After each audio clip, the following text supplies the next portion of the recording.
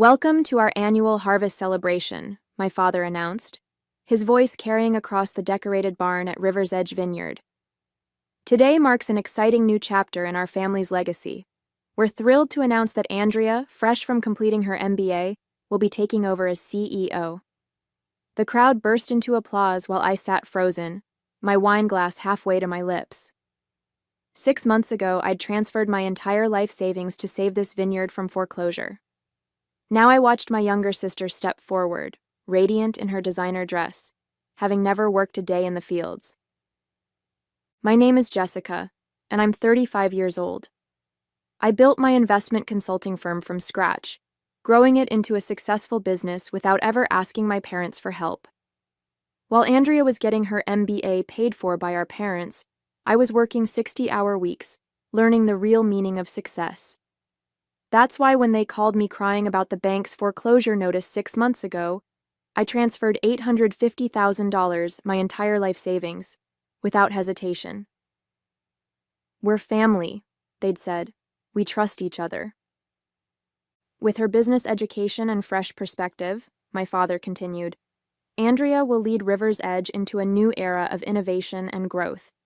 She has the perfect combination of formal education and understanding of our family's legacy. I watched Andrea bask in the congratulations, the same sister who'd spent her college years posting vineyard photo shoots rather than learning about soil composition or fermentation techniques. The same sister who couldn't tell our Cabernet from our Merlot in a blind tasting last Christmas.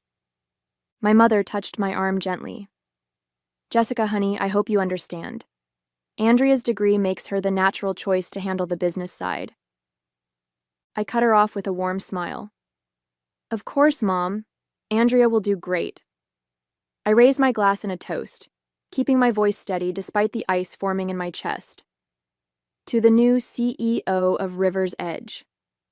Excusing myself, I stepped outside into the cool evening air and pulled out my phone, scrolling to a contact I hadn't expected to need. Rachel Thompson, the ruthless corporate lawyer I'd met at several wine industry events. "I need your help with a family business matter," I texted. "Are you free to meet tomorrow?" Her response came quickly. 10 a.m. at my office. Bring any documentation you have." Rachel's office overlooked downtown Dallas, the morning sun glinting off the steel and glass buildings. She sat across from me, reviewing the bank statements showing my $850,000 transfer to River's Edge Vineyard's account. "Let me get this straight," she said, looking up from the documents. "You transferred your entire life savings without any written agreement? Not even a promissory note?"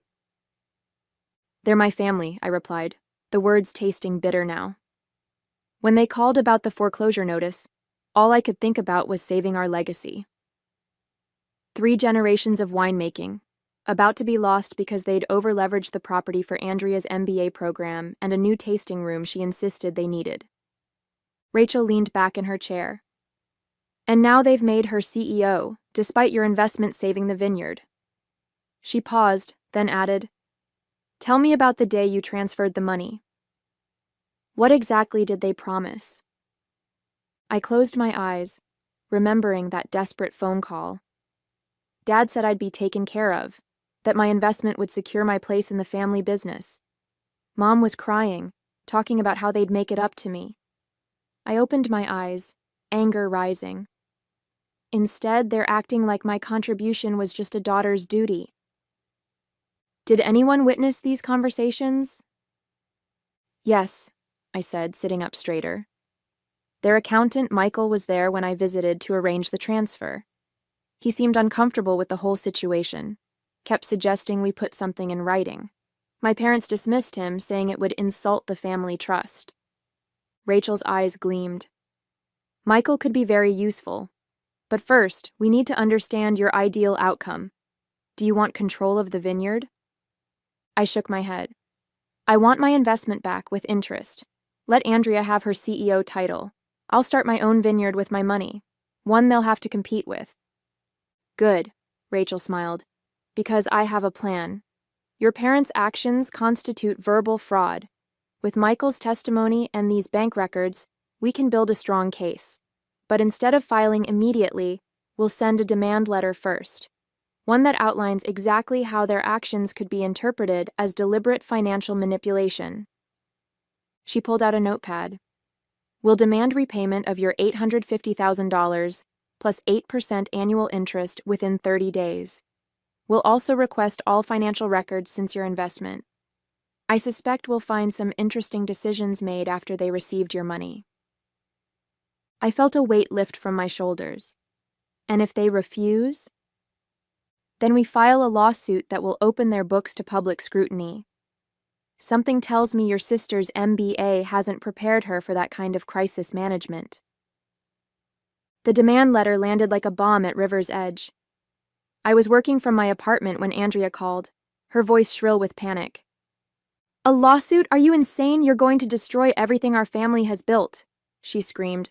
"Dad's having chest pains because of you." I remained calm, letting her rant. The solution is simple: return my investment with interest.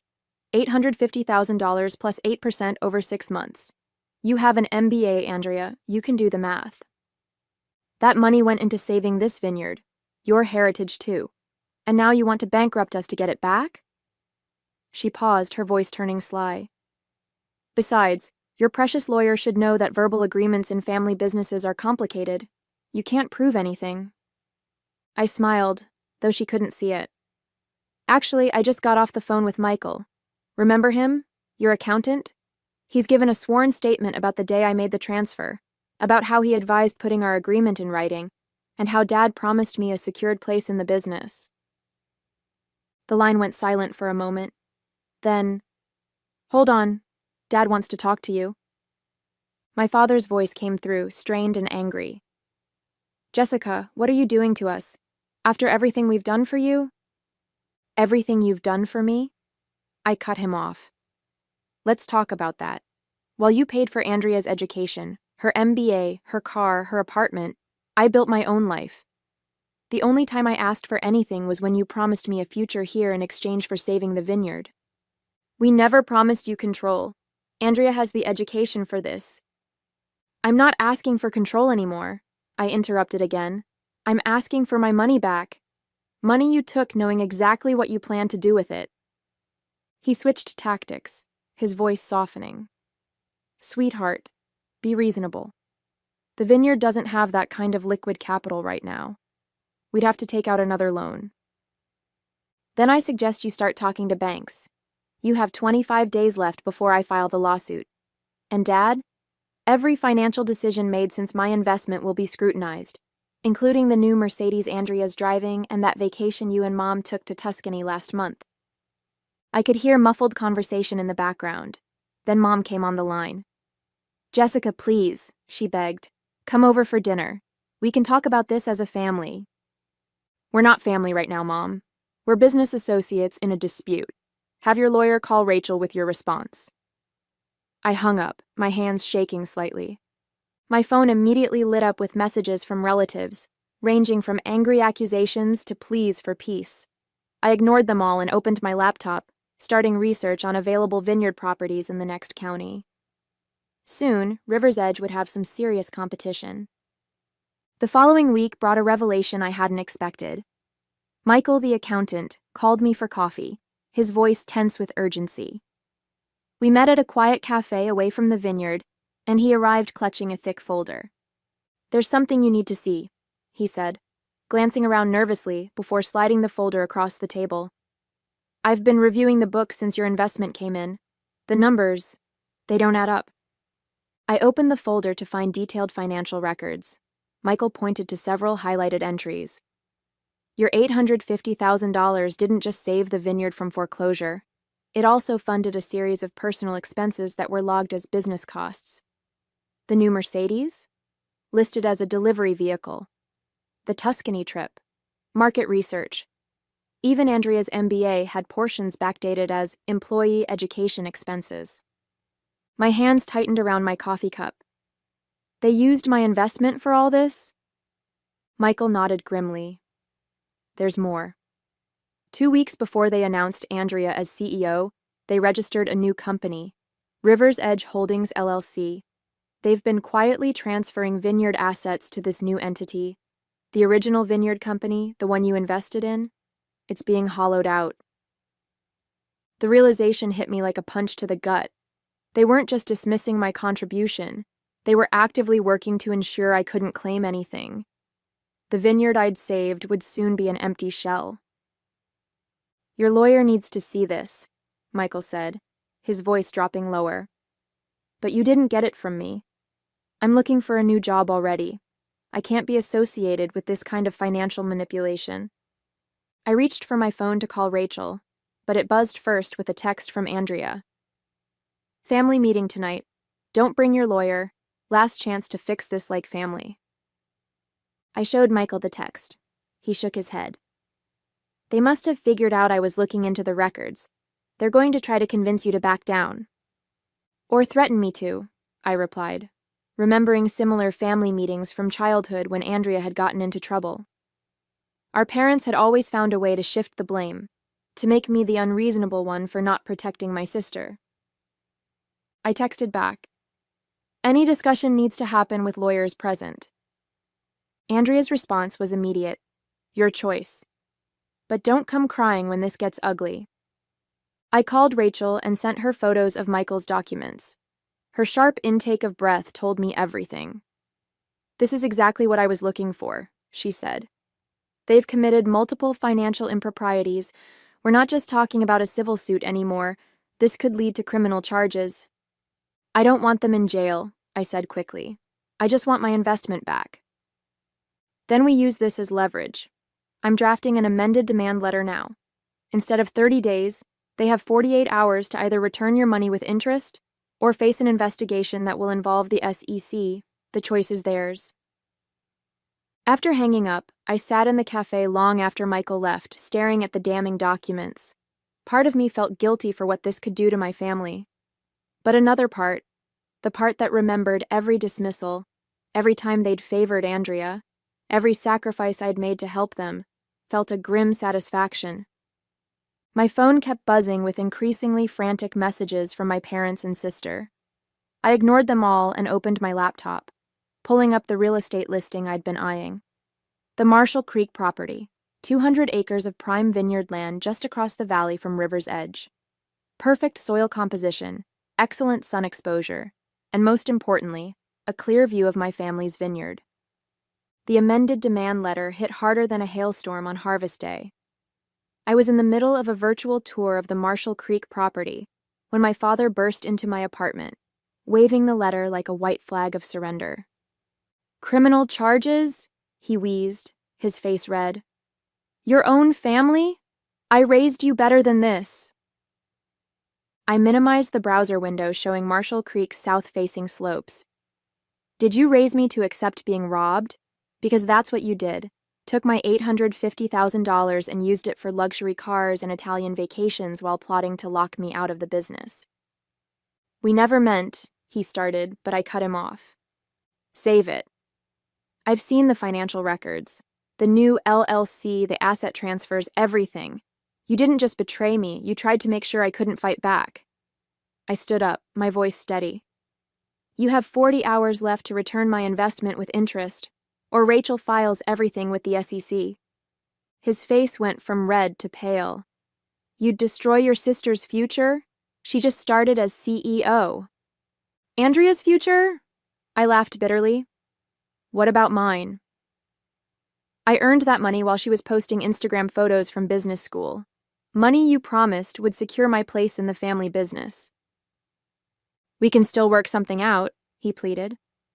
Maybe Andrea could share the CEO position? A co-leadership arrangement?" I shook my head. "I don't want to share leadership with Andrea. I want my money back, every penny plus interest. Then you'll never have to worry about me competing with your precious CEO again." His eyes narrowed at the word competing. "What does that mean?" Just then, my phone buzzed. It was the real estate agent handling Marshall Creek. Perfect timing. I answered on speaker. "Hi, Jessica, great news. The owner is very interested in your offer. They love your vision for expanding the vineyard's production. When can you meet to discuss terms?" I watched my father's face crumple as realization dawned. Marshall Creek wasn't just any property. It was River's Edge's main competition back when my grandfather ran things. Their wine had consistently won more awards until the owner retired and let the vines go fallow. "You wouldn't," he whispered. "Wouldn't what? Start my own vineyard? Use my expertise to compete with the business that stole from me?" I learned everything about winemaking from Grandpa, Dad. Everything. While Andrea was studying business cases, I was studying soil samples and weather patterns. "Your grandfather would be ashamed," he said, trying one last emotional jab. "No, he'd be proud. Proud I'm not letting you and Andrea destroy his legacy with your greed." I turned back to my laptop. "Now, if you'll excuse me, I have a property to buy. Tick-tock on that 40 hours.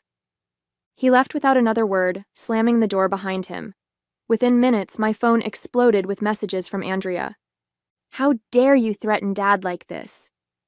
You're just jealous of my success. Mom's crying because of you." I blocked her number and returned to the Marshall Creek listing.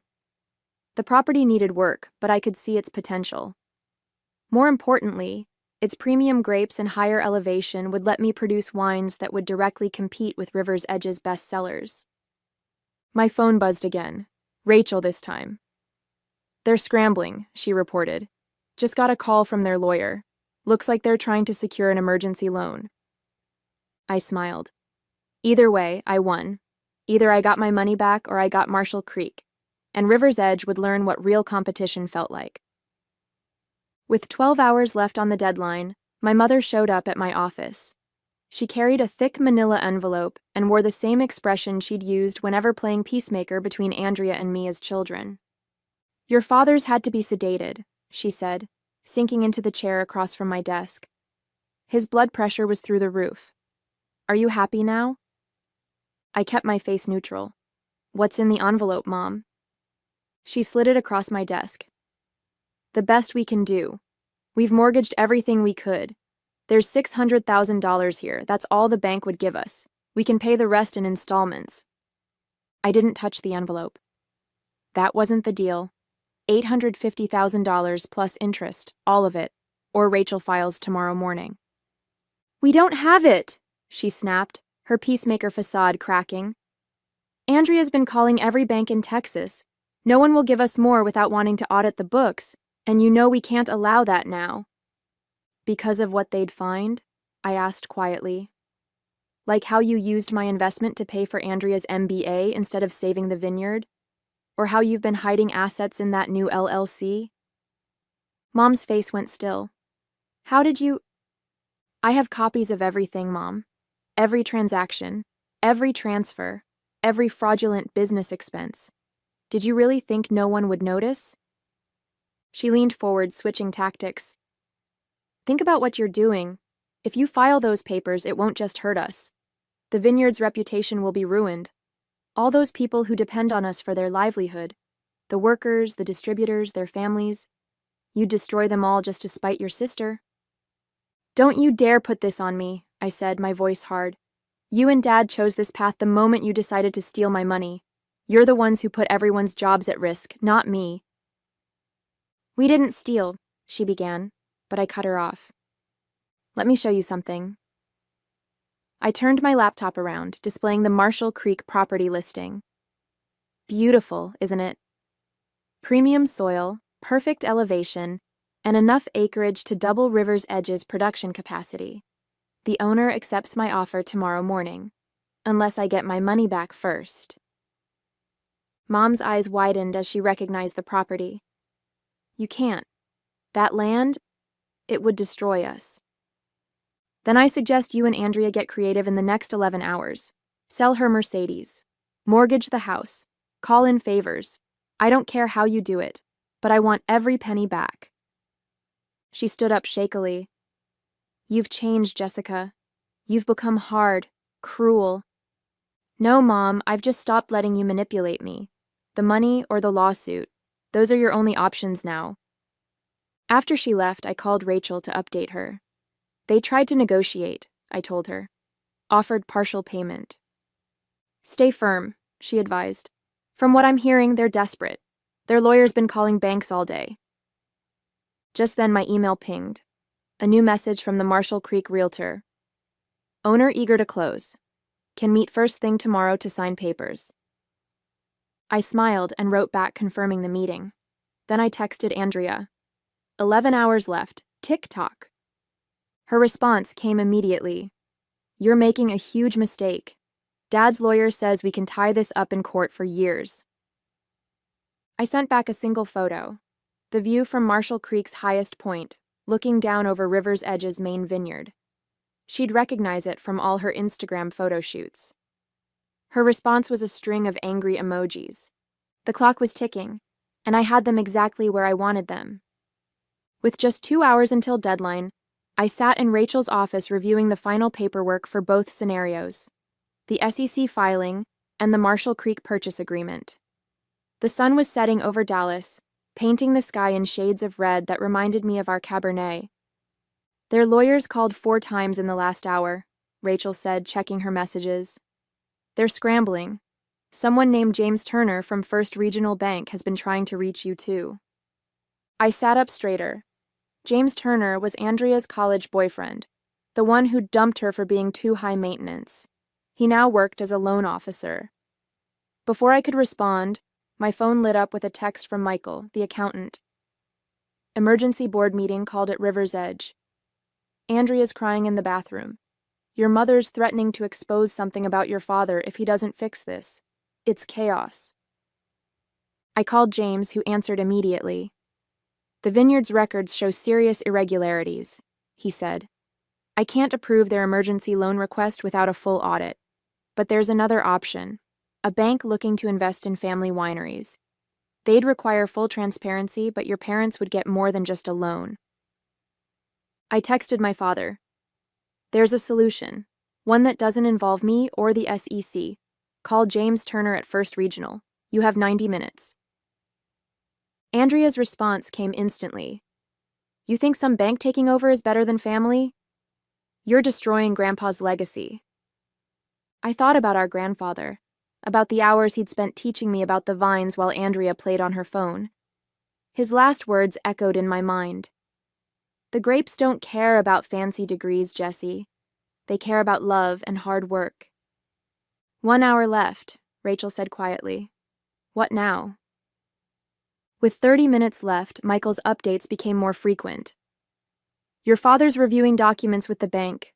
Andrea's called 3 different loan officers. Your mother's gone through half a box of tissues. I kept my phone close, waiting. The $850,000 wasn't just about money anymore. It was about making them face the consequences of their actions. Rachel worked quietly across from me, preparing both sets of paperwork. Then my father's number appeared on my phone. The bank wants full control of financial decisions for 5 years, he said, his voice rough. Plus 2 board seats. We'd be answering to strangers. Better strangers than thieves, I replied coldly. 20 minutes left. If we do this, if we let the bank take over, will you drop everything else?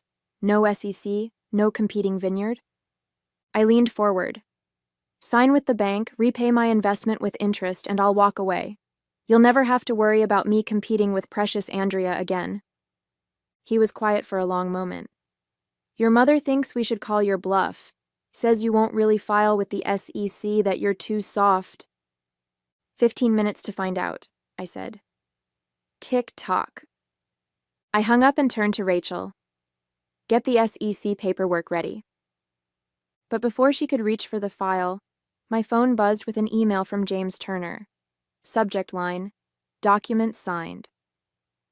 The attached file showed my parents' signatures on the bank agreement, along with a transfer confirmation for $850,000 plus interest to my account. Looks like they chose survival over pride, Rachel said. I nodded, already pulling up the real estate agent's number. The vineyard across the valley from Marshall Creek was for sale too. Better water rights, lower price. 2 months later, I stood on my newly purchased property, Sunset Valley Vineyard, with its perfect western exposure and rich soil. The view of River's Edge across the valley was just a bonus. I'd used the returned $850,000 as a down payment. with investors eager to back my venture after hearing my plans. Michael had resigned from River's Edge the day after the bank took over, and I'd immediately hired him as my CFO. "Andrea's having a meltdown," he reported, checking his phone. "The bank rejected her proposal for a new tasting room, said something about unnecessary expenses and focusing on wine quality."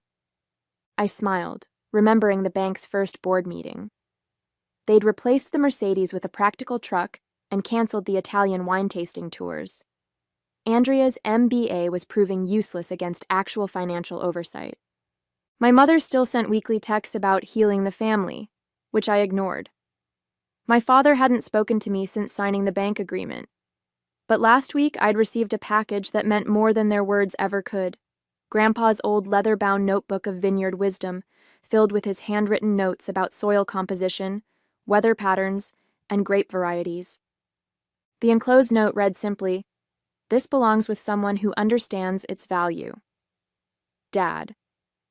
I held that notebook now, standing among my newly purchased vines. In 3 years, these grapes would produce their first vintage. In 5 years, I'd be competing directly with River's Edge. But I didn't need their validation anymore. I had something better, my own legacy to build. "Ready to start planting?" Michael asked, gesturing to the work crew waiting with the new rootstock. I tucked Grandpa's notebook into my jacket. "Let's make some wine."